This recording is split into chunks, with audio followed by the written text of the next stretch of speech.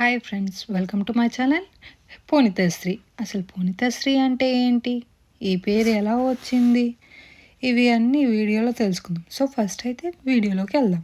పోనితశ్రీ అంటే అగ్గిలో పుట్టింది ఆర్ పునర్జన్మ పొందిన దేవి స్వరూపం ఆర్ ధైర్యం, శక్తి, స్వభావం మరియు కీర్తి కలవాడు అని అర్థం. ఈ పేరుకి మీనింగ్ తెలిసింది కదా. సో ఈ పేరు ఎలా వచ్చిందో చూద్దాం. ఈ పేరు నేమ్స్ కలిపితే వచ్చింది. దాంట్లో ఒకటి వచ్చేసి మైథాలజికల్ బర్డ్ నేమ్ కూడా ఉంది, అంటే పౌరాణిక పక్షి అని అర్థం. ఆ పౌరాణిక పక్షి పేరు కూడా ఉంది. ఆ పక్షి ఏంటి అని దాని గురించి కూడా చెప్తాను. సో ఈ వీడియో ఎక్కడ స్కిప్ చేయకుండా మొత్తం చూడండి, ఫస్ట్ నుంచి చూడండి. ఫస్ట్ అయితే ఆ పక్షి పేరు వచ్చి ఫోనెక్స్ అండ్ మిగిలిన 2 నేమ్స్ వచ్చేసి అంకిత అండ్ శ్రీనివాసరావు. నా పేరు అండ్ మా డాడీ పేరు, ఈ 3 నేమ్స్ మిక్స్ చేస్తే వచ్చింది.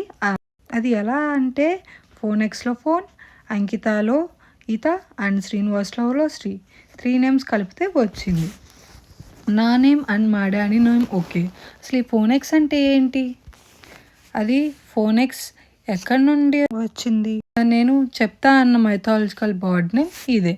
ఫోనెక్స్ పక్షి అంటే ఫోనెక్స్ పక్షిని రీబర్త్కి, ట్రాన్స్ఫర్మేషన్కి అండ్ ఇమ్మోర్టాలిటీకి, స్ట్రెంగ్త్కి, రిలేషన్స్కి ప్రతీకగా చెప్పుకుంటారు. మీకు స్టార్టింగ్లో ఒక మైథాలజికల్ పక్షి గురించి చెప్తా అన్నాను కదా, అదే ఫోనెక్స్, అదే ఈ పక్షి. ఈ పక్షి యొక్క స్పెషాలిటీ వచ్చేసి అది తను చనిపోయిన తర్వాత తన యాష్ నుంచి మళ్ళీ అది రీబర్త్ అవుతుంది. అది ఎలా అంటే ఫోనెక్స్ అనే పక్షి కొన్ని వందల లేదా కొన్ని వేల సంవత్సరాలు బతుకుతుందంట. అప్పుడు అది ఎప్పుడైతే తనకి అది చనిపోతాను అని అనిపిస్తుందో అప్పుడు వెంటనే అది ఒక గూడు తయారు చేసుకునేది. ఆ గూడు కూడా ఏంటి, సువాసన కలిగిన చెక్కలతో మళ్ళీ అక్కడ ఉన్న మంచి మూలికలతో కలిపి తన గూటిని తయారు చేసుకునేది. అది గూటిని తయారు చేసుకొని ఆ గూటిలో కూర్చొని ఒక మంచి చక్కటి పాట పాడుకుంటూ ఉంటుంది. అంతేకాదు అది చాలా అందంగా ఉంటుంది అండి. దాని రెక్కలు వచ్చేసి అదే bright red and orange and green కలర్లో ఉంటుంది. చాలా అందంగా ఉంటుంది అంట. సో అండ్ ఇది వచ్చేసి అది ఎప్పుడైతే చనిపోతాను అనుకుంటుందో అది ఒక గూటిని నిర్మించుకొని ఆ గూటిలో కూర్చొని ఒక చక్కని పాట పాడుకుంటూ తన ముక్కుతో అది అగ్గి రాచేసుకొని తనని తను కాల్చుకొని అండ్ తను నిర్మించుకున్న గూటిని కాల్చుకొని చనిపోయిద్ది.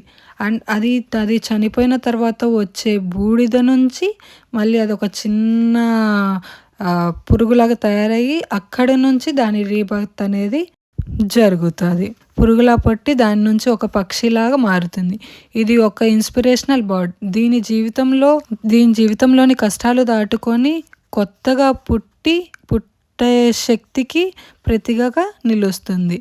దీన్ని గ్రీక్ పురాణాల ప్రకారం దీన్ని సూర్యునికి సంబంధించిన పూర్వజన్మ పక్షిగా చెప్తారు. అండ్ ఈజిప్ట్ సంస్కృతం ప్రకారం బన్ను అనే పక్షి లాగా ఉంటుంది.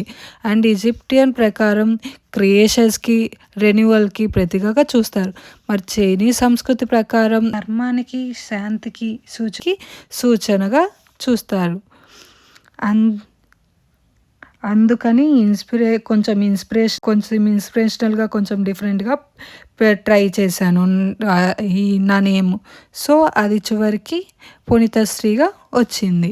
ఈ వీడియోలో మిస్టేక్స్ ఏమన్నా ఉన్నా అండ్ ఇంకా ఏమన్నా ఈ పక్షి గురించి మీకు తెలిసినా లేదా మీకేమన్నా డిఫరెంట్ కంటెంట్స్ ఉన్నా, యూకే గురించి మీకు ఏమైనా కంటెంట్స్ కావాలన్నా నాకు కమెంట్ బాక్స్లో కమెంట్ చేయండి. నాకు మ్యాక్సిమం మీరు పెట్టిన వాటన్నిటికీ మ్యాక్సిమం మీరు చెప్పిన కంటెంట్స్ అన్నీ నేను చేయడానికి నా వంతు నేను ట్రై చేస్తాను.